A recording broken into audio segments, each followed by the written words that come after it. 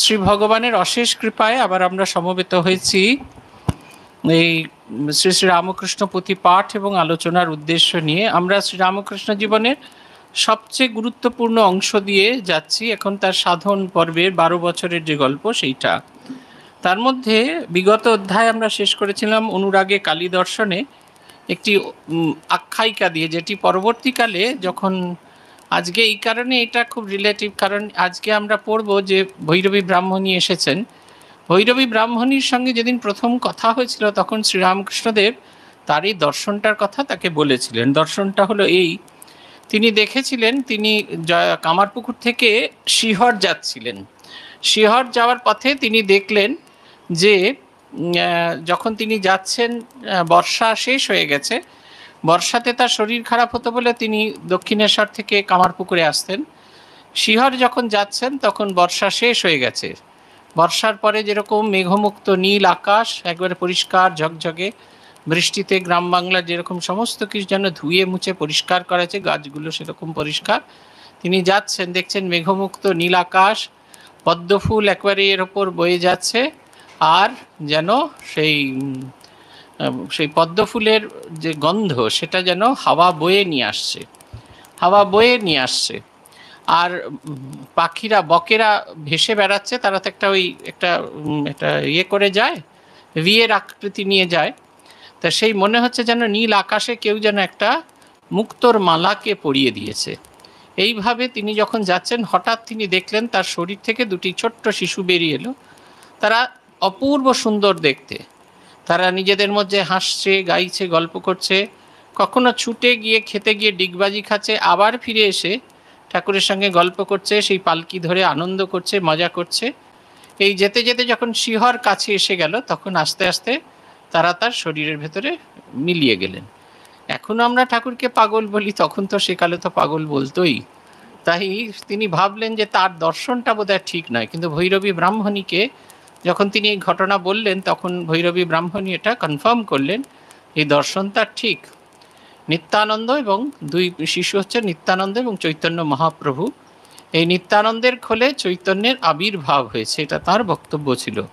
শ্রী চৈতন্যদেব বৈষ্ণব, এই আমাদের যে বৈষ্ণব ধর্মের প্রবর্তন করে তার প্রচারের দায়িত্ব দিয়ে গেছিলেন নিত্যানন্দ মহাপ্রভুকে। নিত্যানন্দ মহাপ্রভুর বিয়ে দিয়েছিলেন, তাকে সংসারী করেছিলেন। সংসারীদের মধ্যে ভাগবত কথা প্রচারের দায়িত্ব তিনি দিয়ে তিনি পুরীধাম যাত্রা করেন। এই দর্শনটা দিয়ে আমাদের শেষ হয়েছিল। ভৈরবী ব্রাহ্মণী বলেছিলেন, হ্যাঁ বাবা, এ দর্শন তোমার সঠিক, এর মধ্যে কোনো গোলমাল নেই, যে বলে গোলযোগ সেটা তার গোলযোগ। আমরা আজকে একটি নতুন অধ্যায় শুরু করছি, তান্ত্রিক সাধনা। এটি এই শ্রীরামকৃষ্ণ পুঁথির বোধহয় দীর্ঘতর সাধনাগুলির মধ্যে সবচেয়ে বড় করে করা আছে। আমরা পড়ার শুরু করব। পুঁথিকার বলছেন, শুনো মন শ্রীপ্রভুর ভজন সাধনা, এক মনে শুনে কিংবা গায়ে যেই জনা।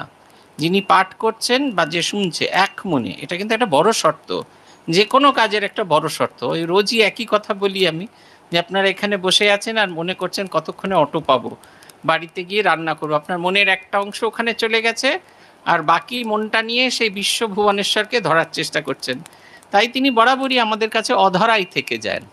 বলছেন, এই যে আমি যে বলছি আমাকেও এক মনে বলতে হবে, কারণ আমার যদি মনে হয় যে মনসাদীপ এখন সন্ধ্যারতি হলো কিনা, আজকে টিফিনে সিঙ্গাড়া বানিয়েছি কিনা, এইরকম এই যদি ভাবি তাহলে কিন্তু হবে না। আমাকেও এক মনে যখন বলতে হবে এক মনেই বলতে হবে। সে লাভটা কি বলছেন, গেঁটে বেঁধে খাঁটি শোনা ভক্তি সমুজ্জ্বল, রামকৃষ্ণ কথা হেন শ্রবণ মঙ্গল। এই কথা শোনা, এত শ্রবণ, বলছেন কোমরে যেরকম সোনার আগেকার দিনের লোকেরা টাকা পয়সা, তাদের তো মানি ব্যাগ ছিল না, ওই গেটের মধ্যে নিয়ে যেত। দাদা ঠাকুরের গল্প আছে, খালি গায়ে, উত্তরীয় গায়ে আর সেই ধুতি পরে তিনি যাচ্ছেন খুব ঠান্ডার দিনে। তো বলছেন, দাদা ঠাকুর আপনার ঠান্ডা লাগে না? বললেন, না, আমার বিশেষ ব্যবস্থা আছে। কি ব্যবস্থা? তখন গাঁট থেকে দুটো পয়সা বার করে দেখালেন, পয়সার গরমে আমি গরম হয়ে আছি। তা সেই গেঁটে সোনার যে সেই রকম রাখা আছে, থাকলে যেরকম হয় আমাদের শরীরের সঙ্গে সেই সম্পদ যেরকম লুকে থাকে, ঠিক সেই রকম ভক্তি সম্পদ লাভ হয়। কেন সোনার মতো বলছেন? কারণ এটা পবিত্র, এবং এই ভক্তি যত বাড়তে থাকবে আমাদের মনের ভেতরের উজ্জ্বলতা বাড়তে থাকবে। সোনাকে যত পলিশ করা হয় তার ভেতরে উজ্জ্বলতা বাড়তে থাকবে, তাই এই সোনার সঙ্গে তুলনা করা হয়েছে। খাঁটি সোনা ভক্তি সমুজ্জ্বল, রামকৃষ্ণ কথা হেন শ্রবণ মঙ্গল। বলছেন শ্রীরামকৃষ্ণের কথা শোনা তাই এত শ্রবণ এবং মঙ্গলকারী। বলছেন তন্ত্রমতে তিনি সাধন ভজন করবেন। তিনি ভাবছেন আসলে তন্ত্রমতে সাধন ভজন করার ইচ্ছে নয়, ইচ্ছেটা হলো এই, তার বাবা তার দাদা দিন দিন দুর্বল হয়ে পড়ছিলেন, তার পক্ষে ওই যে ভবতারিণীর সেবা করা সম্ভব হচ্ছিল না, তাই একজন সাবস্টিটিউট তৈরি করার দরকার ছিল। এবং এই সাবস্টিটিউট যে হবে কালী মন্দিরে যে পুজো করবে সে শক্তি মন্ত্রে দীক্ষিত হতে হবে। তাই অবতার পুরুষ প্রথমবার দীক্ষা নিলেন। কত দীক্ষা হয়েছে, এদিকে আমাদের একবার দীক্ষা হলে আর দ্বিতীয়বার দীক্ষা দেয় না, কিন্তু অবতার পুরুষের কতবার দীক্ষা হয়েছে এই উদাহরণ দেখালে যে তারা কি করবেন ভগবান জানেন। তা শক্তিমন্ত্রে দীক্ষা হবে, সেই সময় দক্ষিণেশ্বর একজন ব্রাহ্মণ এসে উপস্থিত হলেন, নাম তার কেনারাম ভট্টাচার্য। তারপরে তার সঙ্গে কথাবার্তা বলে তার ভক্তি ভাব ভালোবাসা দেখে তাকে তিনি চয়ন করলেন যে তিনি তার দীক্ষাগুরু হবেন, এবং যথারীতি যাবতীয় সংযমাদি মেনে পরের দিন দীক্ষার সময় তিনি গুরুর সঙ্গে সঙ্গে গেলেন। দীক্ষার স্থল ঠিক হলো মায়ের মন্দিরে, পূজারী পূজা করে বেরিয়ে এলেন, তারপরে গুরু গিয়ে সেখানে দীক্ষা দিচ্ছেন। এই ঘটনাটা মাত্র আরেকটা জায়গায় উল্লেখ আছে, পরম পুরুষ শ্রীরামকৃষ্ণ অচিন্ত কুমার সেনগুপ্ত সেই গ্রন্থে এই উল্লেখ আছে, যদি এরকমটা আমরা কখনো শুনতে পাইনি। লীলা প্রসঙ্গ অন্য কথা বলছে যে কানে মন্ত্র শোনা মাত্র তিনি গভীর ভাব সমাধিতে মগ্ন হয়ে গেছিলেন শ্রীরামকৃষ্ণ। কেনারাম ভট্টাচার্য শ্রীরামকৃষ্ণকে দেখে একদম মুগ্ধ হয়ে গেছিলেন যে এমন ভক্তি। কিন্তু এখানে একটা অন্য গল্প বলা আছে, গল্পটা এই, বলছেন যে মুহূর্তে দীক্ষাগুরু যেন মন্ত্র দিলা কর্ণমূলে হুঙ্কারিয়া বসি প্রভু হরবক্ষস্থলে, যে শিব ঠাকুর আছেন তার বুকের ওপর গিয়ে উবু হয়ে বসে পড়েছেন। বলছেন আর শ্যামার শ্রীপদে লগ্ন যে শিব স্থাপন, শ্যামা সঙ্গে এক ঠাঁই কইলা আরোহণ, সেই প্রথম তিনি এবং জগদম্বা এক, এই সত্তাটা যেন তিনি বুঝিয়ে দিয়েছিলেন। কিন্তু কেনারাম ভট্টাচার্যের একটা অদ্ভুত দর্শন হলো, তার ইষ্ট দর্শন হলো। তিনি এতদিন শক্তি সাধনা করছেন, কিন্তু শ্রী ব্রহ্মময়ী যে সত্যি সত্যি উপস্থিত, সত্যি সত্যি সাক্ষাৎ আছেন, তাকে যে দর্শন করা যায় এটা তার কোনো সম্যক ধারণা ছিল না। শ্রীরামকৃষ্ণের এই আচরণ মাত্র তিনি অনুভব করলেন যে সত্যি সত্যি ব্রহ্মময়ীর দর্শন পাওয়া যায়। তিনি একেবারে বিহ্বল হয়ে ফিরে গেছিলেন। এখানে বলা আছে দীক্ষাগুরু শিষ্যের এই অবস্থা দেখে বাপ বাপ বলে দে ছুট ওখান থেকে পালিয়েছেন।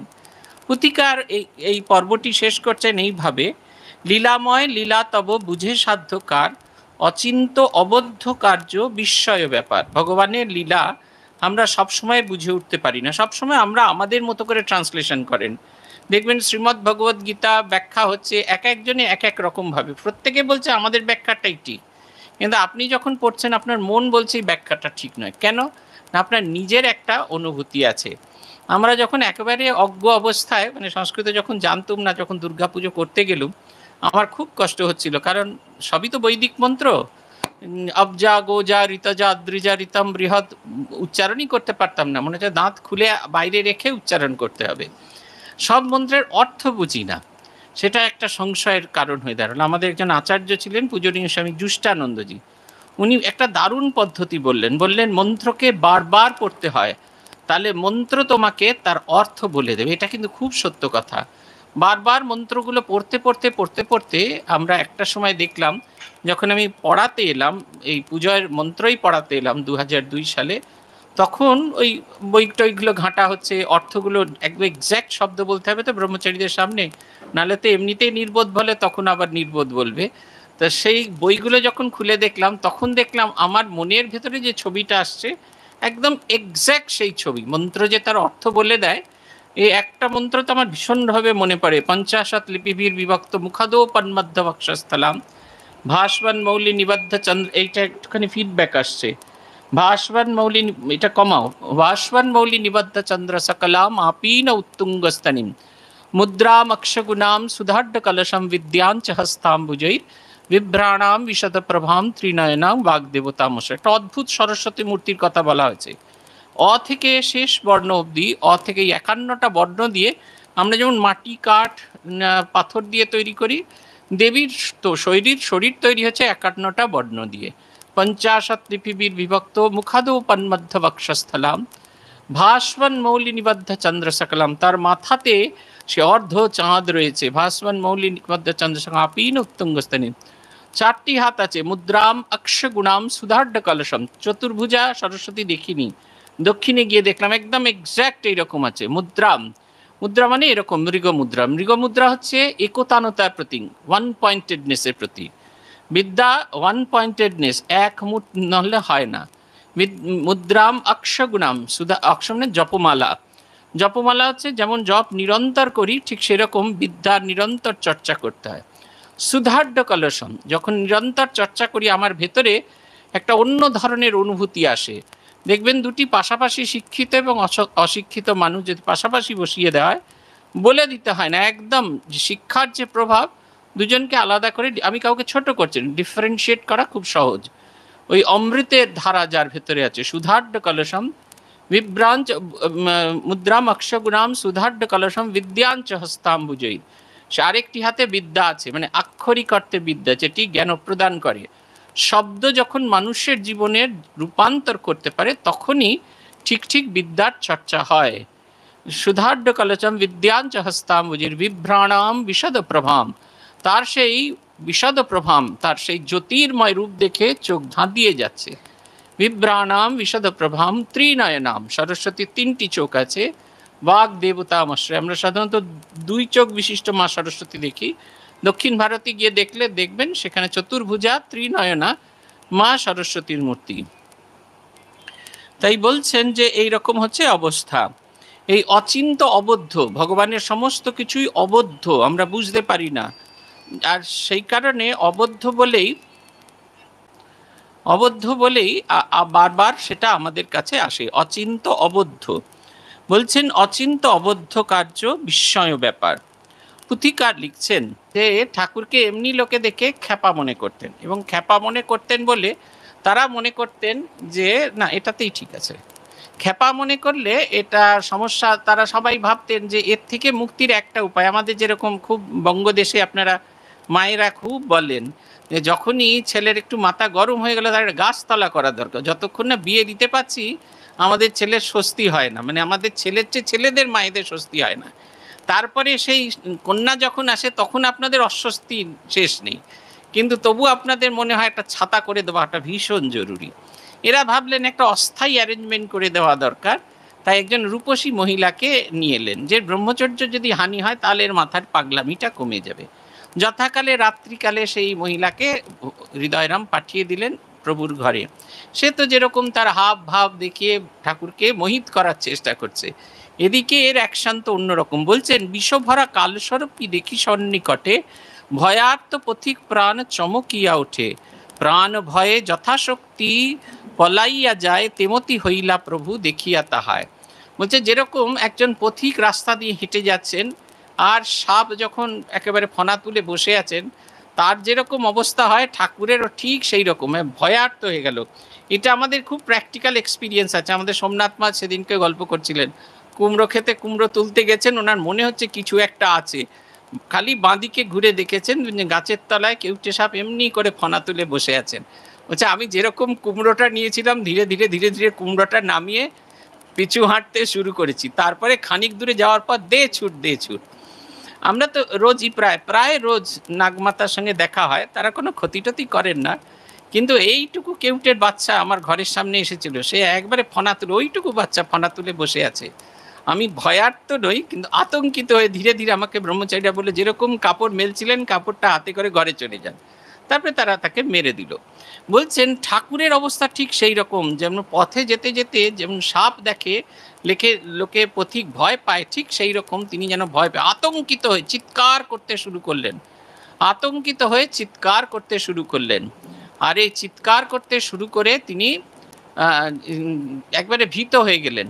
এই মেয়েটার অন্যরকম ভাব এলো। বলছেন তার তো লজ্জা পাওয়ার কথা, সে এতটুকু লজ্জা পাচ্ছে না, তার একটা অন্যরকম ভাব এলো।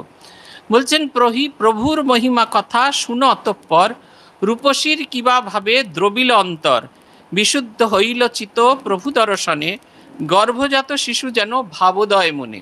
বলছে কন্যার কি হলো? বলছেন মন যেন গলে গেল, ছোট শিশুকে দেখলে মায়ের যেরকম বাৎসল্য ভাবের জাগরণ হয়, ঠিক সেই রকম তার মনের ভেতরেও বাৎসল্য ভাবের জাগরণ হলো। তিনি যেন সেই ঠাকুরকে দেখে একবারে স্নেহ সিক্ত, ভুলেই গেছেন তার মন হরণ করতে তিনি এসেছিলেন। তিনি তারই সেই কন্যার মন হরণ করে নিলেন। যে গর্ভজাত শিশুকে, নিজের সন্তানকে যেরকম ভালোবাসে ঠাকুরের প্রতি, সেই রকম ভালোবাসা প্রকাশিত হলো। রূপসী কিবা ভাবে দ্রবিল অন্তর বিশুদ্ধ হইলা তার প্রভু দর্শনে। আরেকটা কথা বলছেন, সকার যে লজ্জিত কিন্তু দিব্য ভাব হচ্ছে। সে দু ধরনের অনুভূতি হচ্ছে, যে কাজটা সে করেছে সে কাজে তার এতটুকু নেই, তার জন্য সে লজ্জা পাচ্ছে, কিন্তু তার মন যেন দিব্য ভাবে উচ্ছ্বসিত হয়ে আছে, একবারে পবিত্রভাবে পূর্ণ হয়ে গেছে।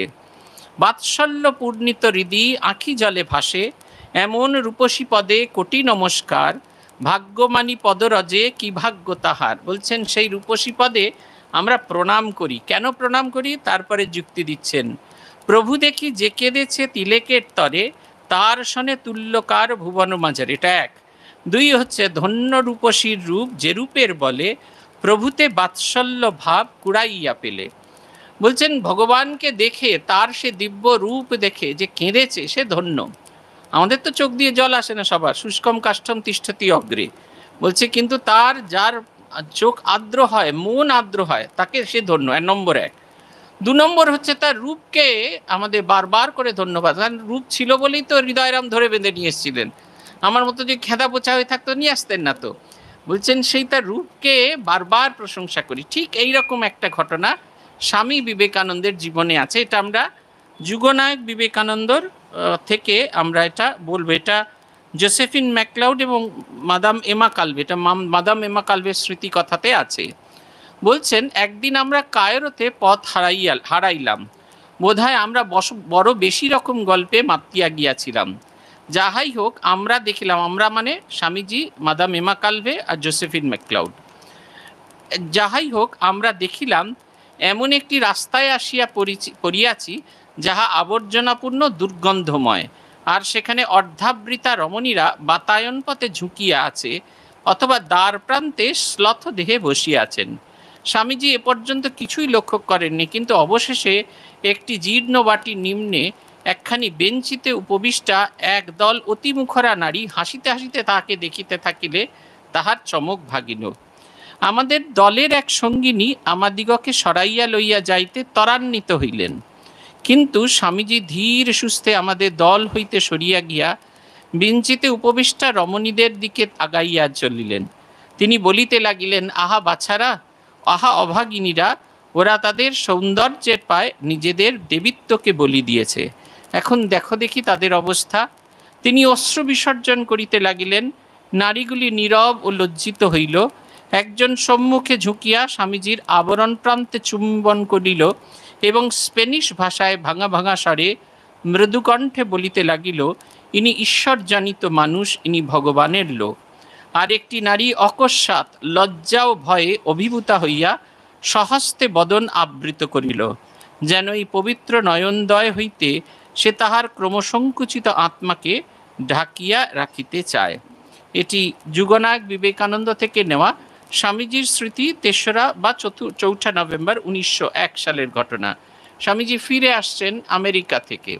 ঠিক একই রকম ঘটনা ঠাকুরের জীবনেও আমরা দেখেছি। পদ্মাবাই, হীরাবাই পদ্মাবাই, তাদের মাঝখানে ঠাকুরকে নিয়ে গিয়ে ফেললেন আমাদের মথুরামোহন। ঘরের মাঝখানে একটা প্রদীপ জ্বলছে, গোটা ঘরটা অন্ধকার, আর ১৮ জন বাই খুব সাজগোজ করে এসে দাঁড়িয়েছেন। তাদের সারা শরীরে দামি দামি পাথরের অলঙ্কার পরা আছে। সেই প্রদীপের আলোয় সেই পাথরগুলো চিকমিক চিকমিক করছে। ঘন অন্ধকারময় অবস্থায় ঠাকুরের দেখে মনে হলো যেন একেবারে ঘন অন্ধকার আকাশের ভেতরে তারকারাজি ফুটে উঠেছে, এবং মায়ের 18টি শক্তি 18টি ভাবে তার সামনে দাঁড়িয়ে আছেন। ভাবে বিভোর হয়ে তিনি মাতৃসঙ্গীত গাইতে থাকলেন। একে একে তার গা থেকে জামা কাপড় খুলে গেল। তার সে দিব্য রূপ একটু একটু করে দর্শন করছেন তারা, যেটা তারা দেখবেন বলে ঠিক করেছিলেন।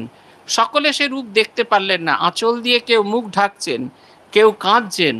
এমন সময় গভীর ভাব সমাধিতে শ্রীরামকৃষ্ণ মেঝেতে পড়ে গেলেন।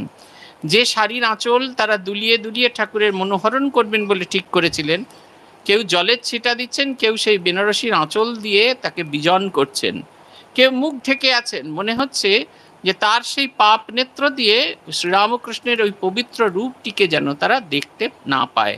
তাদের যেন বড় কষ্ট হচ্ছে। দেখুন, গুরু শিষ্যের শুধু 50 বছরের এপাশ ওপাশ, কিন্তু গুরু শিষ্যের 50 নয়, 25 বছরের এপাশ ওপাশ, কিন্তু গুরু শিষ্যের জীবনে একই রকম ঘটনা। একজন নটি এসেছেন, তাকে শারদানন্দজি রাজা মহারাজের কাছে পাঠিয়েছেন। তা রাজা মহারাজ তখন সদ্য খেয়ে বলরাম ভবনে, বলরাম মন্দিরে একটু দুপুরে প্রসাদ পেয়ে বিশ্রাম করছেন। এমন সময় সূর্যি মহারাজ এসে বললেন যে এরকম শরৎ মহারাজ পাঠিয়েছেন একজনকে আপনার সঙ্গে দেখা করতে। উনি বলছেন, বাপু, আর পারি না, এই বুড়ো বয়সে আর খাবার পর কারোর সঙ্গে কথা বলতে পারি না। তারপরে তার কি মনে হয়েছে, ডেকে পাঠিয়েছেন। সে ডেকে আসতে সে রাজা মহারাজের কাছে কৃপাভিক প্রার্থনা করছেন। রাজা মহারাজ দীক্ষা দিতে রাজি হচ্ছেন না। সে কাঁদছে, অপূর্ব সে গান, কেন বঞ্চিত হব চরণে, আমি কত আশা করে বসে আছি পাবো, জীবনে না হয় মরণে। অঝরে তার চোখ দিয়ে জল পড়ছেন, গভীরভাবে ভাবিত হয়ে গেছেন। স্বামী ব্রহ্মানন্দজি মহারাজ তাকে মন্ত্রদীক্ষা দান করলেন এবং সূর্যি মহারাজকে বললেন সেই মেয়েকে বাড়ির ভেতরে নিয়ে, মেয়ে মহলে নিয়ে গিয়ে কিছু খাওয়ানোর ব্যবস্থা করতে। বলছেন, পুথিকার বলছেন, কি গাবো আমি তোমার লীলা, কি ধরি শক্তি, জয় জয় দয়াময় আমি মূঢ়মতি। সামান্য করির আসে আইল রূপসী, কল্পতরু মূলে পায়ে মহারত্ন রাশি। বালক স্বভাব প্রভু ইচ্ছাময় হরি, অভাগার ভাগ্যে মাত্র হইল কড়াকড়ি। বড় কড়াকড়ি প্রভু কইলে মম প্রতি, শ্রীপদ সেবায় রব এই দেহমতি। পশ্চাতে হৃদয়ে প্রভু কইলা তিরস্কার, এমন কুবুদ্ধি কেন হইলা তোমার। পুথিকার এখানে অভিমান করছেন। পুথিকারকে ঠাকুর কিছুতেই পাত্তা দিতেন না।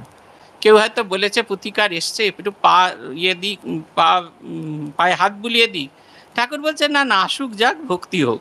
ঠাকুর কিছুতেই তাকে দিচ্ছে না। তিনি ভাবলেন তিনি কায়েতের বেটা বলে ঠাকুরের বোধহয় খুব মন খারাপ, তাকে একেবারে করছেন না।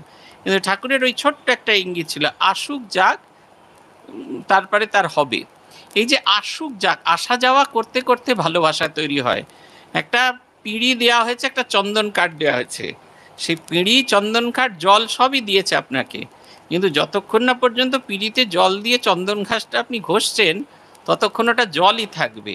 যখন আমরা ঘষতে থাকি তখন চন্দনের ভেতর সেই নির্যাস, কাঠের ভেতর যে নির্যাস, সেটা জলের সঙ্গে সংযুক্ত হয়ে বারবার ঘূর্ণনে সেটা একবারে মহিন হয়ে যায়, তখন চন্দন হয়। এই আসুক যাক, বারবার আশাআশি করতে করতে তার প্রতি একটা ভালোবাসা হয়। দেখবেন আমাদের যখন খেদার বুচির বিয়ে হয়, তার আগে একবার দেখা দেখি হয়ে যায়, কিন্তু ওইটাই কিন্তু পরিচয় না। জীবনে থাকতে থাকতে থাকতে থাকতে থাকতে থাকতে একটা পরিচয় হয়। সুচিত্রা ভট্টাচার্যের একটা গল্প আছে, একবার পূজা সংখ্যা আনন্দবাজার পত্রিকায় বেরিয়েছিল। এক অধ্যাপক আর অধ্যাপিকা তাদের বাড়িতে ভাড়া এসেছেন। উপরের মাসিমা মেসমশাই তাদের চিলচিৎকারে কাকপক্ষী তাদের বাড়িতে বসে না, এবং দুজন দুজনকে সবসময় অ্যাকিউজ করে যাচ্ছেন। এমন সময় অধ্যাপিকা একদিন কলেজে ফোন পেলেন যে মেসমশাই অসুস্থ হয়ে তাকে হাসপাতালে ভর্তি করতে হয়েছে। তারপর থেকে যেহেতু এরা সন্তান সম, তাই রোজ এদের দুবেলা গিয়ে তাকে দেখে আসতেন। একদিন কলেজে একটু তাড়াতাড়ি ছুটি হয়েছে, তিনি গেলেন, গিয়ে দেখছেন যে মেসমশাই কথা বলতে পারেন না, কিন্তু তিনি শুনছেন জানলার দরজার বাইরে থেকে, বলছেন মেসমশাই করছে, হ্যাঁ হ্যাঁ বুঝেছি বুঝেছি, ঠান্ডা লাগছে তো চাদর গায়ে দিয়ে দিচ্ছি। বলছে যখন দুজনে একসাথে কথা বলতে পারতেন তখন এরা নিত্য শুনতেন, এর সাথে থাকা যায় না, এর সঙ্গে কথা বলা যায় না, কথা অর্ধেক আমি বুঝতে পারি না। কিন্তু ভালোবাসাটা কোন গভীরে পৌঁছে গেলে থেকেই তারা বুঝতে পারে যে ঠান্ডা লাগছে, গায়ে চাদর দিতে হবে। এটা একটা অদ্ভুত ব্যাপার, এটার কোনো ব্যাখ্যা হয় না, এটার কোনো কিছু আমরা বুঝতে পারবো না। ভগবানের লীলা, ভগবান প্রত্যেকটি কথার ভেতরে একটা যেন অদ্ভুত ভাব দিয়ে যান আমাদের। এই আসুক যাক, খুব মন খারাপ তার, 1 পয়সা 2 পয়সা করে জমিয়ে সে করেছে, হাঁড়িতে করে কুলফি মালাই নিয়ে রওনা দিয়েছে। এই জোড়াসাঁকো থেকে গেছেন তিনি দক্ষিণেশ্বর, দুপুরবেলা হাঁটতে শুরু করেছেন, সন্ধেবেলায় গিয়ে শেষ বিকেলে গিয়ে পৌঁছেছেন। ঠাকুর একটাও কুলফি খেলেন না, খুব অভিমান তার। ঠাকুরকে বললেন, আপনি খেলেন না কেন? ঠাকুর বলছেন, না আমার গলায় বিচি উঠেছে, গ্ল্যান্ড ফুলে গেছে, তাই আমি খেলাম না, তুমি যদি দিনের বেলা আনতে আমি কুলফি মালাই খেতাম। এই কারণে তার ভীষণ অভিমান যে সকলকে তিনি ভালোবাসলেন, সকলকে তিনি উজাড় করে ভালোবাসলেন, কৃপা করলেন, শুধু আমার বেলায় খুব কড়াকড়ি, আমার বেলায় একটা কিছু ট্যাঁপু করতে দিলেন না। কিন্তু এই যে তার যে তন্ত্র সাধন করার ইচ্ছা, এটা ছিল প্রিয়াম্বল, কেনারাম ভট্টাচার্যের কাছে শোনা করা, সেইটা পূর্ণ হলো তারপরে গিয়ে। পুথিকার বলছেন ঠাকুর যখন মনস্থ করতেন তিনি এইভাবে সাধন ভজন করবেন, তখন একে একে তার কাছে জিনিসপত্র এসে জুটতো, লোক জুটে যেত, গুরু জুটতো, সব হতো। কিন্তু এবারে একবারে সব উল্টো কাজ হতে থাকলো। দীক্ষাগুরু দীক্ষা দিতে গিয়ে বাপ বাপ বলে পালিয়ে গেলেন। তারপরে যত সাধকরা আসতে থাকলেন, দেখা গেল ঠাকুর তাদের চেয়ে বেশি জানেন। তাদের এত কোয়ারি যে তাদের কোয়ারি মিটতেই তারা ওখান থেকে পালিয়ে যায়। তারা আর কেউ ঠাকুরকে আর তাকে সাধন ভজনে কিছুতেই তাকে সাহায্য করতে চায় না।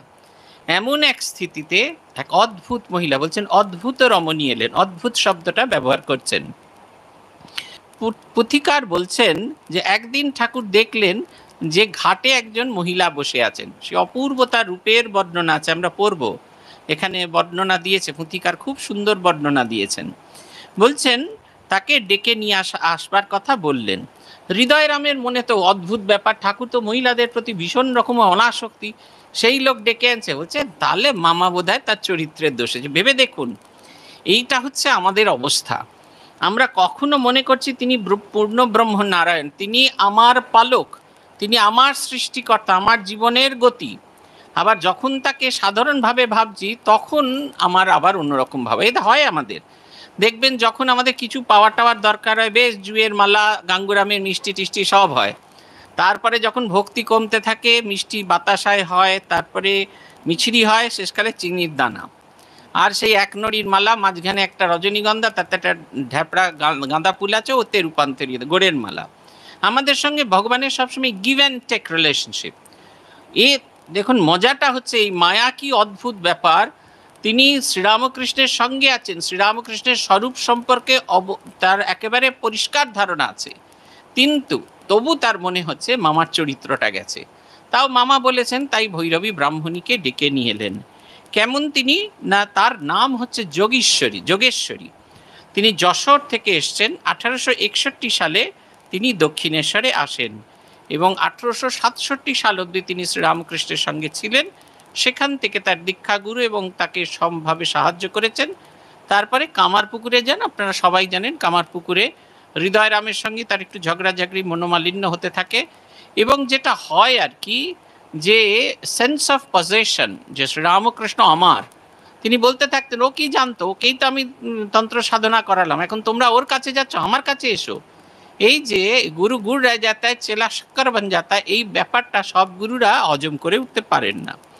তাই বলছেন ব্রাহ্মণ নন্দিনী পূর্ব দেশে অবস্থান, কেবা নারী সুনমন অদ সংক্ষেপে আখ্যান, জন্মবোধি সাদ কিসে ভগবান মিলে, দেহে নাই মন হরি চরণ কমলে। কত ফারাক সাধারণ মানুষের সাথে। বলছেন ছোট থেকে তার ধারণা যে কেমন করে ভগবানের দর্শন পাবেন, এবং ভগবানের দর্শন পাওয়ার জন্য তার কি কাণ্ড হলো। নিদ্রাযোগে একদিন স্বপনেতে হেরে, পরম পুরুষ এক সুরধিনী তীরে, চমকি উঠিয়া চিন্তা করি অনুক্ষণ, কি করিয়া হয় স্বপ্ন দৃষ্ট দর্শন। দেখুন কি বোল্ডনেস থাকলে তিনি যখন এই দর্শন করলেন, এটা কেমন করে এটা বাস্তবিতা করে স্বপ্নে তিনি একজন পরম পুরুষকে দেখলেন, তিনি গঙ্গার তীরে বাস করেন, এটাও তিনি দেখলেন। তিনি ভাবছেন কেমন করে তার এই দর্শনটিকে সত্য করবেন, এবং দর্শনকে সত্য করার জন্য তিনি কি করলেন। বলছেন কুলশীল লাজ ভয় বিসর্জন দিয়ে, অন্বেষণ করে তার ঘুরিয়ে ঘুরিয়ে। তার সেই এই আজকের দিনে এই অবস্থা হয়। আজকে তো আমি এই গল্প তো বারবারই বলি আপনাদের। আমরা যখন নরেন্দ্রপুরে ছিলাম, ওই কবি নজরুল স্টেশনে নেমে প্যান্ট শার্ট পরা মায়েদের 8টার সময় যদি অটো না পাওয়া যেত, অটনি করে তাদের সে কি আক্রোশ, সে কি হবে, যেন জগতের সমস্ত দস্যুরা দাঁড়িয়ে আছে, একজন একজন করে কাঁধে নিয়ে পালিয়ে যাবে, এই রকম তাদের অবস্থা। তখনকার দিনে সময়টা হচ্ছে 1861 সাল, উনি অন্বেষণ করতে বেরিয়েছেন অনেক আগে। সেই সময়ে পরিবার পরিজন সকলকে ছেড়ে শুধুমাত্র সেই দিব্য পুরুষের দর্শনে তিনি বেরিয়ে পড়েছেন। অবশেষে তিনি প্রত্যেকটি গঙ্গার ঘাট খুঁজতে খুঁজতে এসেছেন, দক্ষিণেশ্বরে এসে উপস্থিত হলেন। এসে তিনি বসে আছেন, তিনি তখনও জানেন না সেখানে দর্শন হবে, কিন্তু ঠাকুর তাকে ডেকে পাঠিয়েছেন এই শুনেই তার মনে হলো তিনি বোধহয় সেই পরম পুরুষের দর্শন পেতে থাকবেন। পুথিকার লিখছেন যে ঠাকুর কিরকম, এই ব্রাহ্মণী কিরকম না, যে মুহূর্তে তিনি ঠাকুরের সামনে এলেন, ছোট শিশু যেমন মায়ের সঙ্গে আদো আদো ভাষায় কথা বলে, তিনিও যেন তার ঠাকুরের সামনে ব্রাহ্মণীর সাথে আদো আদো ভাষায় কথা বলছেন সে সামান্য নারী নয়, শুধু দেখতে সুন্দরী ছিলেন তা নয়, তিনি বলছেন তার পাণ্ডিত্যের কথা বলছেন। দেবভাষা বিশারদা, বিশেষ প্রকার, সংস্কৃত খুব ভালো জানতেন। তার চেয়ে বড় কথা, শাস্ত্রের সুগূঢ় শাস্ত্রের বাক্য ভালো ব্যাখ্যা করে। তিনি যে শাস্ত্রের যে একবারে জটিলতম তত্ত্ব সেগুলো একবারে জলবৎ সরল এইরকমভাবে ব্যাখ্যা করতেন। সেই সময় এক পণ্ডিত ছিলেন বৈষ্ণবচরণ, যখন শ্রীরামকৃষ্ণ অবতার কি অবতার নন এ নিয়ে চর্চা হচ্ছে, বৈষ্ণবচরণ এসেছিলেন ভৈরবী ব্রাহ্মণীর পরিচয় পেয়ে। ভৈরবী ব্রাহ্মণী হলেন ঠাকুরের অ্যাডভোকেট। সেই তাঁর যুক্তি শুনে তিনি ভৈরবী ব্রাহ্মণীর জ্ঞান অবতার পরিচয় পেয়ে তিনি পরাজয় স্বীকার করেছিলেন। ঠাকুর বলতেন চারি বেদ মূর্তিমতী ভাগবত পুরাণগত পুরাণাদি ভক্তি গ্রন্থ যত অক্ষর অক্ষর তার সব কণ্ঠে। চারি বেদ মূর্তিমতী মানে এদিকটা দিয়ে ঋক, এদিকটা দিয়ে সাম, এদিকটা দিয়ে যজুর্বেদ, তা নয়। ওই এগুলোকে চর্চা করতে করতে তার জীবনেতে তার প্রভাব পড়ছে। আগেকার দিনে ত্রিবর্ণের গুরুগৃহে যাওয়ার অধিকার ছিল, ব্রাহ্মণ ক্ষত্রিয় বৈশ্য, শূদ্রের যাওয়ার অধিকার ছিল না। কেন না, শূদ্রের মেধা সেরকম ছিল না, তাই শূদ্রের গুরুগৃহে যাওয়ার অধিকার ছিল না। তাহলে শূদ্র কি করে শাস্ত্র জানবে? এই ব্রাহ্মণ ক্ষত্রিয় বৈশ্য ত্রিবর্ণের সেবা করবে। এরা গুরুগৃহে থেকে শিক্ষাদি করে এসে জীবনটাকে যেভাবে যাপন করবে, সেই জীবন যাপন দেখে তখন সে এই শাস্ত্রের গুড়ো মর্ম জানতে পারবে। তার পক্ষে ওই আকর কুইনিন খাওয়াটা সম্ভব ছিল না, তাই তাকে একটু জল দিয়ে, ডিস্টিলড ওয়াটার দিয়ে সেটাকে একটু পাতলা করে তবে খাওয়ানোর ব্যবস্থা হবে। সেই কারণে তাই এইটার দরকার ছিল আমাদের।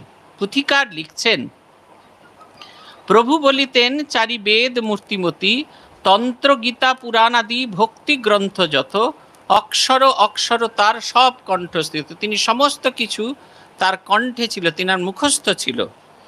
বলছেন সে ব্রাহ্মণী তাহার আখ্যা হইল এইখানে, সেহেতু ব্রাহ্মণী বলি সকলেই জানে।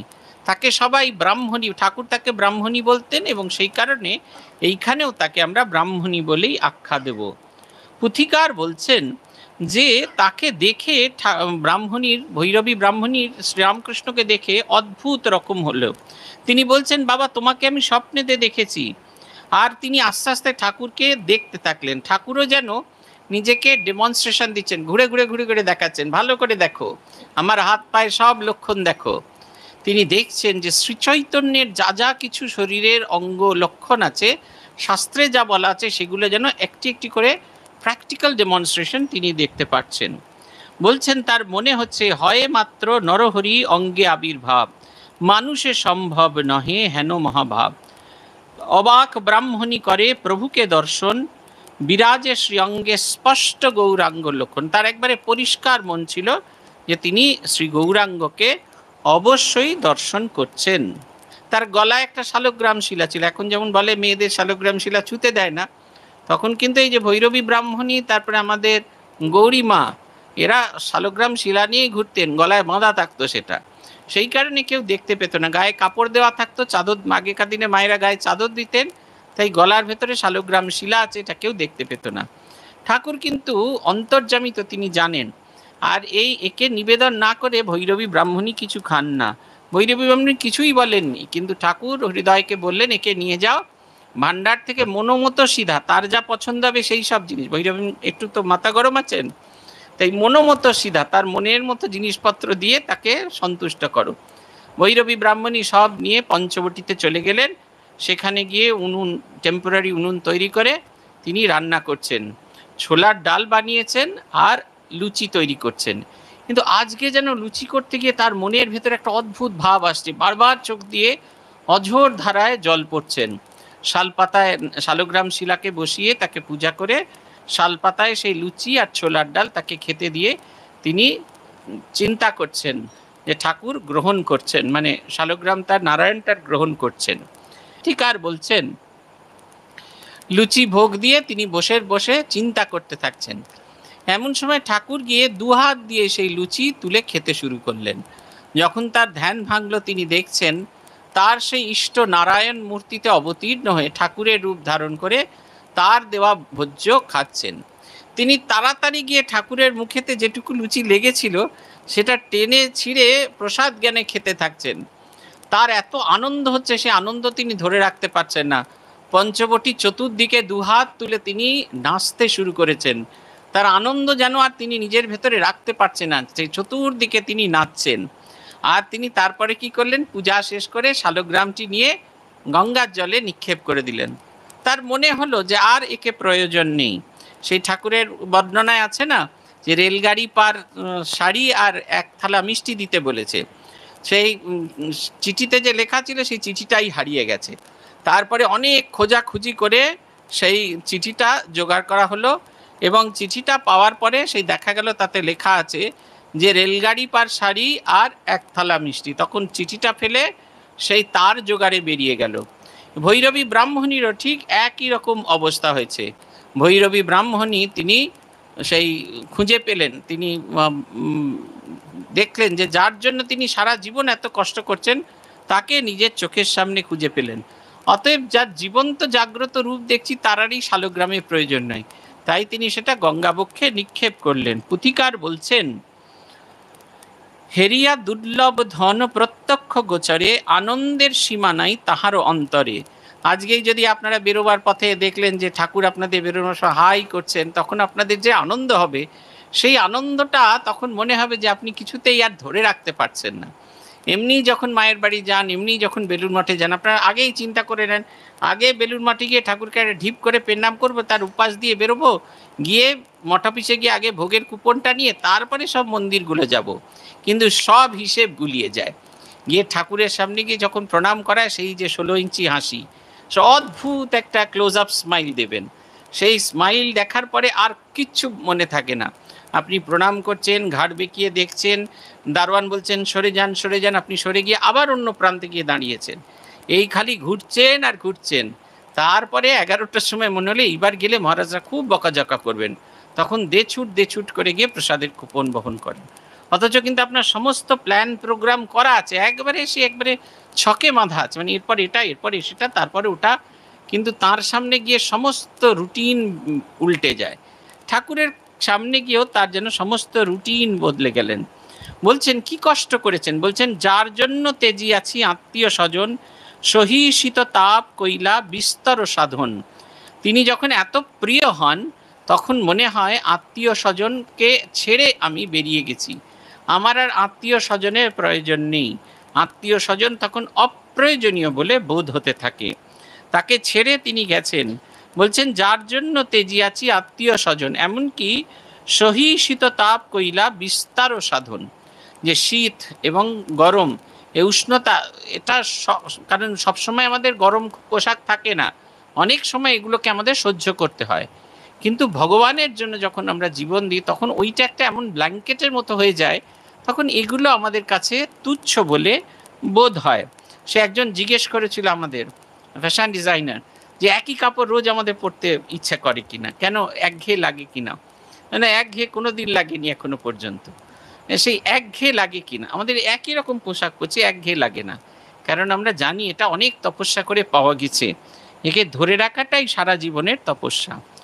বলছেন ভবসুখে জলাঞ্জলি দিয়া যার তরে, ক্ষুধা তৃষ্ণা তুরা অনাথিনী সমঘুরে, সর্বস্ব রতন যারে করিয়া সিদ্ধান্ত, অন্বেষণে ঘাঁটিয়াছি পুরাণাদি তন্ত্র। বলছেন আত্মীয় স্বজন সকলকে ছেড়ে একেবারে অনাথিনীর মতো, কারণ জীবনে তো কোনো স্থিরতা নেই। আমরা সাধু হতে এসেছি বলে সকালে ঘন্টা পরে, বিকেলে ঘন্টা পরে, রাত্রিরে ঘন্টা পরে গিয়ে বসে গেলেই খাওয়া জোটে। কিন্তু বাইরে থাকলে কিন্তু এরকম নয়, যখন আমরা ভিক্ষা করি তখন এত সহজে নয়, সে দাঁড়িয়ে থাকতে হবে, তারপরে খাওয়া দাওয়া পাওয়া যাবে তবে হবে। সবসময় যে রোজ খাওয়া পাওয়াতে তা নয়। একটি ব্রহ্মচারী ভুবনেশ্বর থেকে পালিয়ে গিয়েছিল উত্তর কাশীতে, উচ্ছুদে নচিকেতা তাল আছে, সেখানে সে তপস্যা করত। তারপরে একটা কারণে সে ফিরে এলো, এসেও সেই একই কাণ্ড করছে, এর সঙ্গে ঝগড়া তার সঙ্গে ঝগড়া। একদিন আমি তাকে খুব সে বকলাম যে কেন, তুমি যদি ঠিকই করেছো যে এটা খুব ভালো লাগছে না, তাহলে ফিরে এলে কেন? সে একটা অদ্ভুত উপাখ্যান বললো।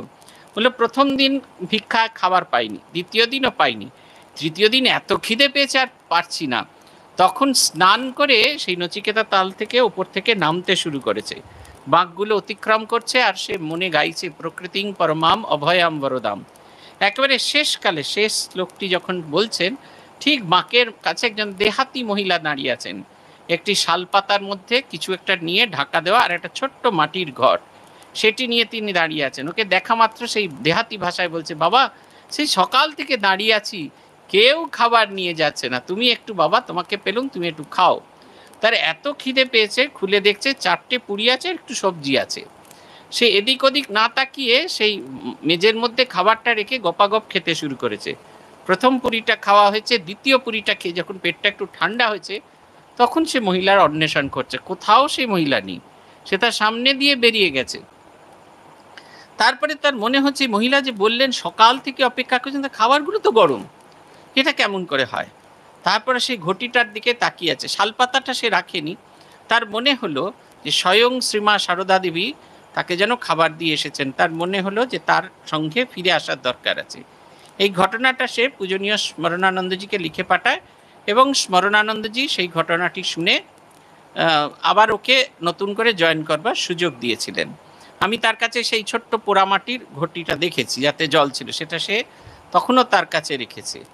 এসব অদ্ভুত ব্যাপার, এই যখন এই দর্শন হয় তখন কত আনন্দ।